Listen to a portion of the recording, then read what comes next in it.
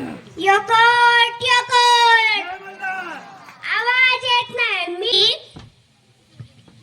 आपल्या शरीरामध्ये मल्हारराव होळकरांचं रक्त आहे, अहिल्याबाई होळकरांचं रक्त आहे असा आवाज द्या की आपला आवाज प्रत्येकाच्या घरोघरी पोहोचला पाहिजे. यकोट यकोट जय मल्हार, अहिल्याबाई होळकरांचा जय असो. मी प्रचिती गणेश मनीषा दुगाने सर्वांना जयंतीच्या शुभेच्छा देते व सर्व महामानवांना वंदन करते. मी एक धनगर समाजातील मेंढपाळाची मुलगी डॉक्टर बाबासाहेब आंबेडकरांनी दिलेल्या अधिकारामुळे आज इथे बोलत आहे.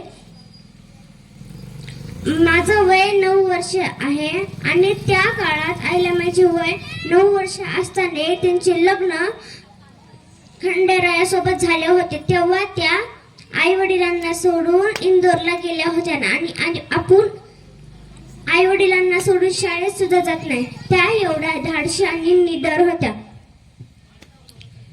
अहिल्याबाई म्हणून माझे भले उद्याचे माझ्या हातात आहे, माझे भले उद्याचे माझ्या हातात आहे, कारण मी अहिल्याबाईने दिलेल्या पथाने जात आहे.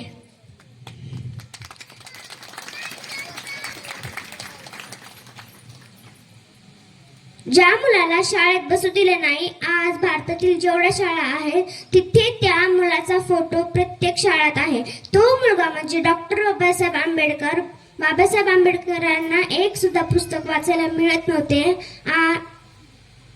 भारताला असे संविधान दिले की प्रत्येकाच्या घरात पुस्तकं आहेत.